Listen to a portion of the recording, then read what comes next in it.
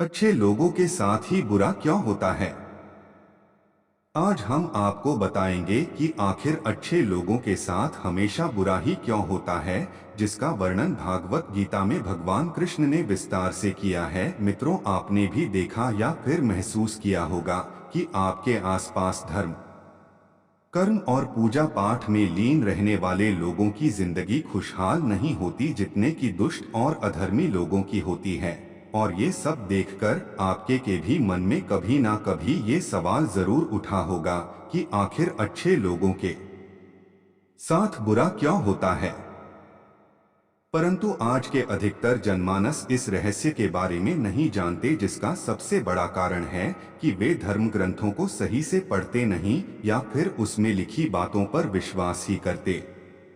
आज की इस वीडियो में हम आपको बताएंगे कि आखिर अच्छे लोगों के साथ हमेशा बुरा ही क्यों होता है, जिसका वर्णन भागवत गीता में भगवान कृष्ण ने विस्तार से किया है। धर्म ग्रंथों में भागवत गीता एक ऐसा धर्म ग्रंथ है जिसमें मनुष्य के मन में उठने वाले हर प्रश्नों का हल विस्तार से बताया गया है। भागवत गीता में वर्णित कथा के अनुसार अर्जुन के मन में जब भी कोई दुविधा उत्पन्न होती थी, वो उसके समाधान के लिए श्री कृष्ण के पास पहुंच जाते थे। एक दिन की बात है, अर्जुन भगवान श्री कृष्ण के पास आए, उनसे बोले, हे वासुदेव, मुझे एक दुविधा ने घेर रखा है और इसका समाधान आप ही बता सकते हैं। तब श्री कृष्ण ने अर्जुन से कहा, हे धनंजय, अपने मन की दुविधा विस्तार से बताओ, तब मैं तुम्हें उसका हल बताऊंगा।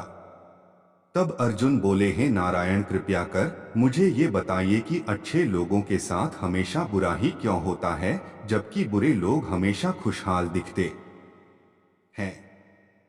अर्जुन की मुख से ऐसी बातें सुनकर श्री कृष्ण मुस्कुराते हुए बोले, हे पार्थ, मनुष्य जैसा देखता है या फिर महसूस करता है, वास्तव में वैसा कुछ नहीं होता, बल्कि अज्ञानतावश वह सच्चाई को समझ नहीं पाता। फिर वह व्यापारी लंगड़ाते हुए घर को जाने लगा। तभी रास्ते में उसकी मुलाकात उस दुष्ट व्यक्ति से हुई जिसने मंदिर का धन चोरी किया था। वह झूमता नाचता हुआ जोर जोर से बोलते हुए जा रहा था कि आज तो मेरी स्मत ही चमक गई, एक साथ वो भी इतना सारा धन मिल गया।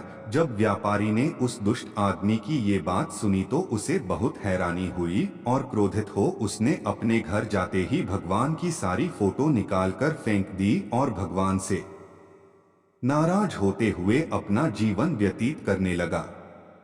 भगवान कृष्ण गोपियों के वस्त्र क्यों चुराते थे? कुछ समय पश्चात दोनों ही व्यक्तियों की मृत्यु हो गई और दोनों यमराज की सभा में पहुंचे।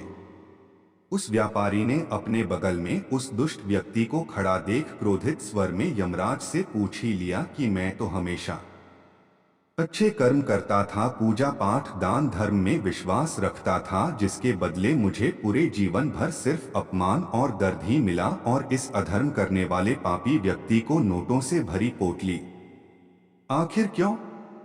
इस पर यमराज ने उस व्यापारी को बताया कि पुत्र, तुम गलत सोच रहे हो। जिस दिन तुम्हें गाड़ी से टक्कर लगी थी, वास्तव में उस दिन तुम्हारे जीवन का आखिरी दिन था, परंतु तुम्हारे किए गए अच्छे कर्मों के कारण ही तुम्हारी मृत्यु एक छोटी सी चोट में परिवर्तित हो गई।